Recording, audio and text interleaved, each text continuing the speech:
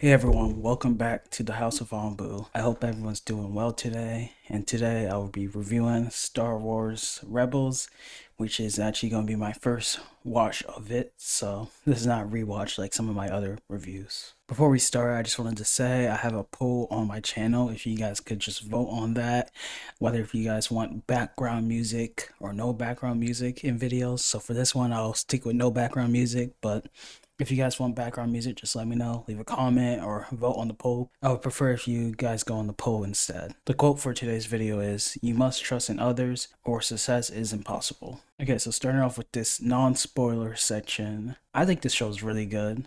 Probably not the best show I've seen. Definitely not better than Clone Wars in my opinion. But I think it's a really solid show, and if you're here watching this, I'm pretty sure you're already a Star Wars fan, so if you like Star Wars, why not watch it? I think this time period in Star Wars is some of the best Star Wars there is because we have like Andor and the stuff with the rebellion, especially the slow buildup of the rebellion from like going from nothing to like this huge rebellion. It's just great to see. And I think this show does a great job of it. And you get to see some more of these side missions. So I think if you really like Andor and that type of stuff, then I would highly recommend Rebels. It starts off a little bit slow, but I think it's definitely worth it in the end. The characters are great. The plot and story is great. And yeah, mainly the characters. I really was invested in all these characters. Eventually, it took a bit for some characters, but I was eventually invested into all these characters. And I mean, the show's not that long. It's only 4 seasons, around 15 to 20 episodes per season. So it's not too long.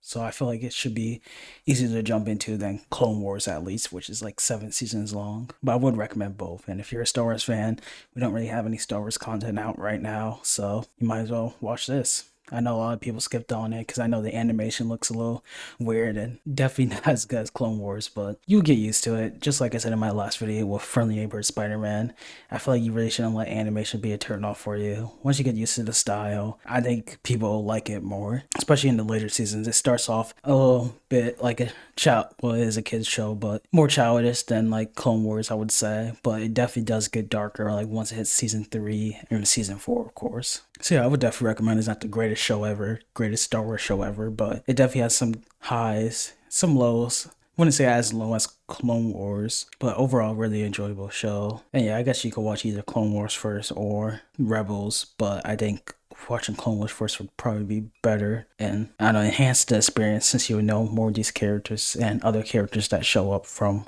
Clone Wars. Alright, now actually going into spoilers. Like I said before, I think the start was a little bit slow, but I think it was enjoyable still too. So I don't really mind if something's a little bit slow, but if it's enjoyable and slow, then I'm fine with it. Like I like seeing Ezra and Zeb's dynamic, especially in season 1. That was like the main thing that kept me watching it. I liked how cool they were. I wasn't as big on like Kanan, Sabine, and Hera until later on, but just watching the characters were enjoyable. The different missions they did were pretty unique. Some of the episodes were a little bit slower, but the characters really helped with that and the dynamic. It was fun to see them. So you know, if they were doing something boring, at least I got to see the characters interact in a fun way, which helped out in the beginning. But like I said before, I don't think Rebels has any lows that are even nearly as close as Clone Wars, because Clone Wars definitely had a lot more lows, especially with the episodes with the droids and like Jar Jar Binks episodes. I'd much rather watch like one of the lower episodes and more slow episodes of Rebels and those episodes of Clone Wars, which I took away like literally nothing from. I don't know if this is a hot take, but I didn't really like the Inquisitors. I mean, they were only there for like 2 seasons, but they really just felt like big frauds.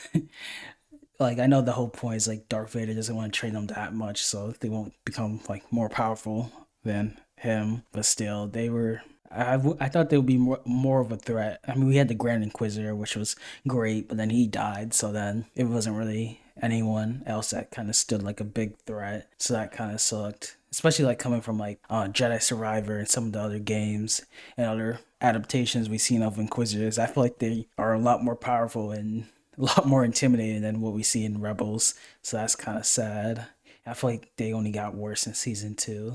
But one thing that did help that was Darth Vader. It was amazing seeing his introduction in season 2 to show a big bad threat like this compared to the Inquisitors, which are all frauds, like I said before. And just the amount of war this guy had and just how the Rebels didn't even stand a chance. They just had to run. That was like the only thing they could do against Vader. So it was really cool to see Vader again and to actually have like a actual real threat to show how much effort you really have to put in the fight against the Empire and the amount of threats they have. Well, the good threats like Darth Vader, not the Inquisitors. I actually really like the season two because this is where they don't fully join the rebellion, I don't think, but they start to a bit. So I really do like that aspect of it because honestly, I don't think I would have just watched the show if it was just them doing stupid pranks and regular stuff against the Empire and nothing on like a big scale to actually like help the rebellion. Like even though I just say it was enjoyable, I definitely feel like it would need an overarching plot. So I think that's where the plot actually starts here, where we actually get to see them join the rebellion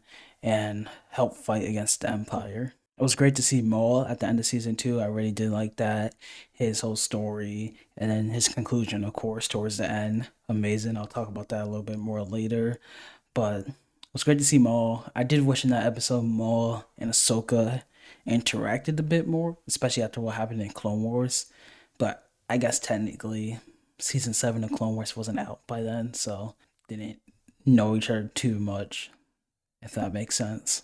Also in season 2, I loved the episode Zeb and Callus trapped on that ice planet and they had to work together to escape. That was a really good episode. I love seeing things from like Callus' perspective and some of the bad stuff the rebels did and the more aggressive rebels, which I think we all know it was Saw Gerrera doing more of those aggressive actions against the Empire, but who knows? It could have been actual other rebels too. That was a really good episode. And I don't think I knew he was a spy, so that was a bit of a plot twist for me. I kind of had a feeling, especially towards the later seasons, I feel like it became more obvious. So that was really cool. And I honestly thought they were going to kill him off for sure. I thought he was a goner, especially with Thrawn next season. But I'm glad he survived. That was really good. Then the droids of the season too. Like I love Chopper, and then we got introduced to a new droid, AP5. Chopper was a really great droid, really funny, and actually enjoyable compared to most of the other droids I've seen. Hot take: I think Chopper's definitely a better droid than C3PO. I think 3PO is way more annoying than Chopper is, and same with AP5. I think he's such a great droid. It's just fun to see him on the screen. Compared to 3PO, I just get annoyed every single time he's on the screen. Right, then talking about Admiral Thrawn, which I mentioned before, great character. This was so much better than the Inquisitors. I wish they started with him as a main threat from the very start, but I guess they wanted to build their way up as the rebels became a bigger threat to the Empire. But I really did like seeing Admiral Thrawn and his intelligence and just him being able to solve all these things, all the rebels' tracks, and actually become like a really major antagonist of the show compared to like because you obviously can't have Darth Vader wasting his time on Rebels, so this was like the next best thing. Also, this is the season I really started liking Kanan and Hera a lot more because we actually get to see them in the rebellion and some of the stuff they agree with and disagree with the rebellion, like how Kanan wanted to still do his own thing, but Hera actually being like a leader of the rebellion was cool and how she wanted to actually follow orders. So it was good to see that dynamic and that conflict between those two characters and how that affected the rebellion. But of course, I also like Sabine in this season a lot, especially learning the lore of Mandalore because we didn't get to see much of it after Clone Wars. It made it seem like the war was kind of over and they won, but we don't really know what happened after the Empire took over, especially after Revenge of the Sith. So we don't really know what happened to Mandalore. So it was cool to see more of the lore on Mandalore and Sabine's place in in Mandalore and how that affected her character, especially with her family, the introduction of the dark saber and stuff like that. I did really like the rebellion aspect, like I talked about before. It really did feel like Andor, but just even more in depth with smaller missions. Like we got to really see the rebels build their base, finding a location, add in defenses, stuff like that, and we actually see those defenses and all these things that come back from earlier episodes into later episodes. That's especially prominent in season 4, which I really liked. Like with the hyperspace whales, or I forgot the creatures' names, but yeah, we get to see though that payoff and all these other things. So it felt like each episode kind of had some type of impact, some impact, even if it was a small impact for the rebellion to help fight against the Empire, especially in the final battle. It all paid off, which I really did like. Because I hate when it feels like we're just watching filler episodes where, what's the point of this if they never use this again? Like one of the episodes where they got like a shield generator, they actually used the shield generators to help defend the base and ended up being helpful when the Empire actually found them and attacked the base. So I really did like seeing that. I definitely feel like more shows should be doing that too. Okay, lastly, I gotta talk about Kanan's death. Very emotional. I got spoiled it unfortunately, so I knew it was coming, but in the moment I was definitely caught off guard because I was just happy Kanan and Hera were able to tell each other that they loved each other, and it was a very emotional moment. And then they hit us with his death. Really was beautiful how he was able to protect them and sabotage the Empire's plans at the same time, and he knew this is where he would make his last stand, so it really did make it more emotional and help them win the final fight. And then him being able to see Hera for the one last time, his eyesight coming back was insane. How he actually became one with the Force. Just really beautiful, really emotional. It's great to see it. And yeah, his death was really sad. I might have cried if I wasn't spoiled. So yeah, it was sad to see him go, especially everyone's reactions, Hera and Ezra. Sabine and even like Chopper, one of the clips, Chopper's holding Hera's hand to like comfort her. Really sad to see. And I love how we get to see this with Ezra too in the final episode where he does like the exact same pose as Kanan to sacrifice air quotations himself, because I don't know if he's really dead or not, to save everyone else, because he knew this was his final stand, just like Kanan. He knew it was his final stand, so he took that final stand and saved everyone else, and he got back his home planet. Was really beautiful to see. I did not get spoiled with that, so I was definitely surprised by that, and I definitely didn't see it ending that way. So it was really cool to see that. Hoping to see more of that. I think that will be in Ahsoka, so I haven't watched that show, but yeah, I'm looking forward to see more of Ezra's, I think, character, but if not, Ahsoka and Admiral Thrawn, of course. Speaking of Ahsoka, it was great to see her in this show. I loved seeing her. I wish she got more screen time, but I guess it makes sense. They didn't want a main star Jedi, I guess, having that much screen time in the show and really focus on the smaller characters and build them up as bigger characters. So now for my rating, I'm in a bit of an awkward spot since I gave Clone Wars a 7.5. I feel like I should have gave it an 8 instead, but I don't think Rebels is better, but I think it's slightly below Clone Wars. I think it's 3 and 4, especially the emotional toll it could take on the audience and just the plot and how dark it got so fast really do carry the show to this level. Without season 3 and 4, it would not even be close to Clone Wars. So with that, I'll give it a 7 out of 10. I could see it being a 7.5, maybe an 8 max. If someone has Clone Wars like an 8.5 or 8, but I definitely can't see it being more than an 8, especially with how slow the first two seasons are. Even though they're good, but they're just compared to the last two seasons, they're just not that good. It's definitely season 3 and 4 that carry this rating. And there wasn't really any other complaints too, so it really is a solid show. I think it's really just that slow pacing in the beginning and filler-ish episodes that are still enjoyable. And then stuff towards the end with season 4, I didn't really like the wolf aspect too much. It felt kind of just random. I wish they built it up a bit more, maybe from like season 1.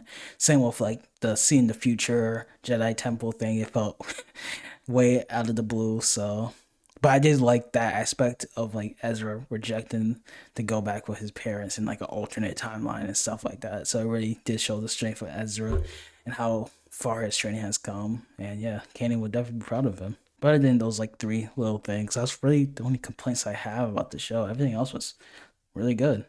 Not better than Clone Wars because, we have Ubara, Siege of Mandalore, but still a solid show for only 4 seasons and a kid's show too. Like, I would never expect the show to get this dark, and I'm so glad I didn't skip this show. And I don't think any of you guys should skip this show too. But with that, I will be ending this video. My next Star Wars video will actually be Boba Fett because I need to watch that before Mando season 3.